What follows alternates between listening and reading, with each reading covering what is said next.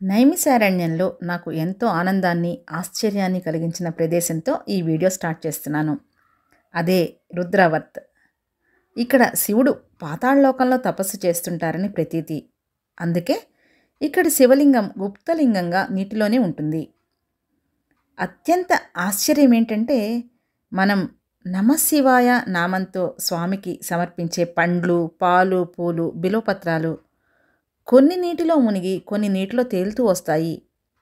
నీటిలో మునిగినవి స్వామి స్వీకరిస్తున్నట్లుగా, పైన తేలినవి మనకి స్వామి ప్రసాదంగా ఇస్తున్నట్లుగా భావించాలి. నీటిలో బరువైనవి మునగటం, తేలికైనవి ఆకులు పూలు తేలడం సహజం. అయితే ఇక్కడ అందుకు భిన్నంగా కొన్ని బరువైన పండ్లు తేలడం, తేలికైన బిల్వపత్రాలు మునగటం నాకు చాలా ఆశ్చర్యం అనిపించింది. ఇది సైన్స్ కందని రహస్యం. ప్రతి సంవత్సరం మార్చి, ఏప్రిల్ నెలల్లోనే ఈ గుప్తలింగం దర్శనమిస్తుందట. మేము ఆ సమయంలో వెళ్ళలేదండి, కాబట్టి మాకు శివలింగ దర్శనం అయితే అవ్వలేదు. బట్ ఈ పూలు పళ్ళు మాత్రం స్వామికి సమర్పించి ఆశ్చర్యానికి గురైన సందర్భం ఇప్పుడు నేను గుర్తు చేసుకున్నాను అనమాట. ఈ రుద్రావత్ మహాదేవ్ మందిర్ నైమిషారణ్ ధామ్ నుంచి సుమారు 7 కిలోమీటర్ల దూరంలో ఉంటుంది. వెళ్ళే దారంతా ఆహ్లాదంగా ఉండే అడవి ప్రాంతం. పూర్తి వీడియో చూస్తేనే అక్కడ స్థల పురాణం, ఆ ప్రదేశానికి నైమిసారణ్యం అనే పేరు ఎలా వచ్చింది, అక్కడ చూడవలసిన ముఖ్య ప్రదేశాలు వివరాలు తెలుస్తాయండి. ఇక్కడ మరో ముఖ్యమైన దేవాలయం హనుమాన్ మందిర్. ఇది రామాయణ కాలంతో ముడిపడి ఉన్న దేవాలయం. రావణ యుద్ధ సమయంలో అహిరావణుడు రామలక్ష్మణుని తన పాతాళలోకంలో బంధించినప్పుడు హనుమంతుడు సూక్ష్మరూపుడై పాతాళలోకంలోకి ప్రవేశం చేసి అహిరావణుని సంహరించి రామలక్ష్మణుని తన భుజస్కంధాలపై మోపి భూలోకంలోకి వచ్చి ఈ ప్రదేశంలో ప్రకటితమై ఇక్కడ నుంచి లంక చేరినట్లుగా స్థల పురాణం. ఈ మందిరం కొంత ఎత్తులో ఉంటుంది, మెట్లు ఎక్కవలసి వస్తుంది. భుజాలపై రామ లక్ష్మణులతో పెద్ద హనుమంతుని విగ్రహం భక్తుల కోరికల్ని సిద్ధింపచేసే పుణ్యధామమైంది. ఈ దేవాలయానికి వెళ్లే దారిలోనే పాండవులు తపమాచరించిన ప్రదేశాన్ని దర్శించవచ్చు. అంటే సత్య, త్రేత, ద్వాపరయుగ ఆనవాళ్లతో కూడిన అద్భుత ప్రదేశం ఈ నైమిసారణ్యం. మరి ఇంతటి పవిత్రత సంతరించుకునే ఈ ప్రదేశం గురించి మరిన్ని ఆసక్తికర అంశాలని తెలుసుకుందాం. వీడియో తప్పక లైక్ అండ్ షేర్ చేస్తారని ఆశిస్తూ విషయంలోకి వెళ్దాం. భారతదేశంలో ఎన్నో అరణ్యాలు ఉన్నాయి. అందులో ఉత్తరప్రదేశ్లో కల నైమిసారణ్యం అత్యంత ప్రాధాన్యత ఉంది. నైమిసారణ్యం ఒక తీర్థక్షేత్రం, ఒక తపోవనం, స్వయం వ్యక్త ఆలయం. వనరూపిగా స్వామికి ఇక్కడ ఆరాధన జరగటం విశేషం. వైష్ణవ దివ్య దేశాల్లో ఒకటిగా నాభి గయగా పేరుగాంచిన ఈ ప్రదేశం యొక్క స్థల పురాణం, ఇక్కడ దర్శించవలసిన తీర్థక్షేత్రాలు ఈ వీడియోలో తెలుసుకుందాం. నైమిసారణ్య స్థల పురాణం తెలుసుకునే ముందు ఆ ప్రదేశానికి ఆ పేరు ఎలా వచ్చిందో తెలుసుకుందాం. ఒకప్పుడు ఋషులు బ్రహ్మ వద్దకు వెళ్ళి భూమి మీద తపస్సు చేయుటకు తగిన స్థలము చూపమని ప్రశ్నించగా బ్రహ్మ దర్భతో ఒక వలయంను చేసి భూమిపై ఇది పడిన చోటే తపస్సుకు అనువైన చోటు అని చెప్పారు. బ్రహ్మ మనోమయమైన వలయాకార చక్రము సత్యలోకం నుంచి దొర్లించెను. ఆ చక్రము అమిత వేగంగా దొర్లి భూలోకమందు చక్రము కమ్ములు గుచ్చుకొని విరిగినది. ఆ చక్రపు కమ్మీలను నిమి అంటారు. అరణ్యం అంటే అడవి. చక్రం పడిన అరణ్యం కనుక నైమిసారణ్యంగా పేరు వచ్చినది. వరాహ పురాణం ప్రకారం లిప్త కాలంలో విష్ణువు అసురులను ఈ ప్రాంతంలో సంహరిస్తారు. లిప్త అన్న నిమి అన్న శకన కాలం.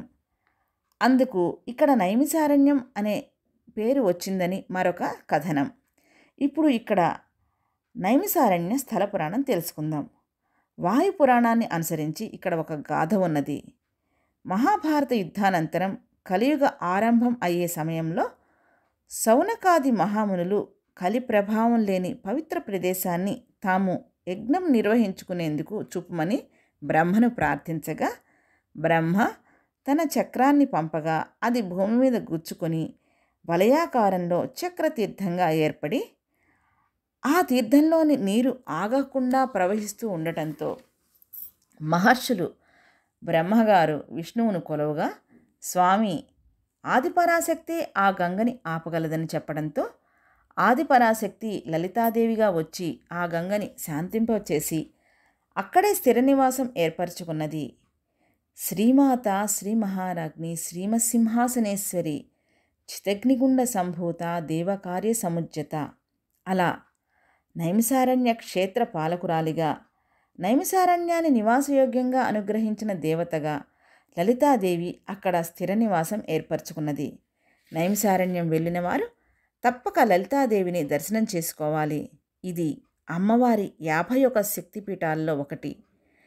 ఇక్కడ లలితాదేవిని ఆది శంకరాచార్యుల వారు దర్శించి లలితా పంచకాన్ని కూడా రచించినట్లు స్థల పురాణం. గోమతీ నదీ తీరాన ఏర్పడిన ఈ పవిత్ర ప్రాంతంలో మహర్షులు అనేక యజ్ఞయాగాదులు చేశారు. ఆ సమయంలో సూత మహాముని అష్టాదశ పురాణాలు వినిపించారు. ఈ అరణ్యంలో దాదాపు 86,000 మంది మునులతో సౌనక మహర్షి సమావేశమై భాగవత పారాయణం చేశారు.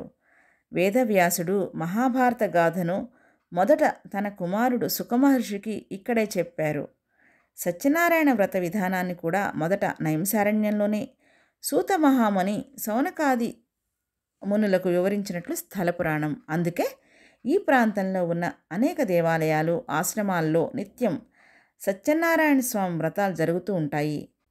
మేము నైమిసారణ్యంలో ప్రాచీన బాలాజీ మందిరంలో చేసుకున్న సత్యనావ్రతం మరియు బాలాజీ దేవాలయ వివరాలతో ఒక వీడియో, మరియు అక్కడ మన తెలుగువారికి సంబంధించిన ఆంధ్రాశ్రమం వివరాలు అప్లోడ్ చేశానండి.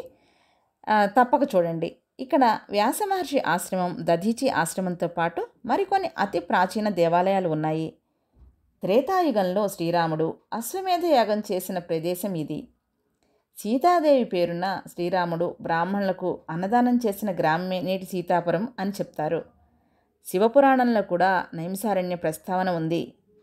నైమిసారణ్యంలో దర్శించవలసిన వైష్ణవ దివ్యదేశం దేవరాజన్ ఆలయం.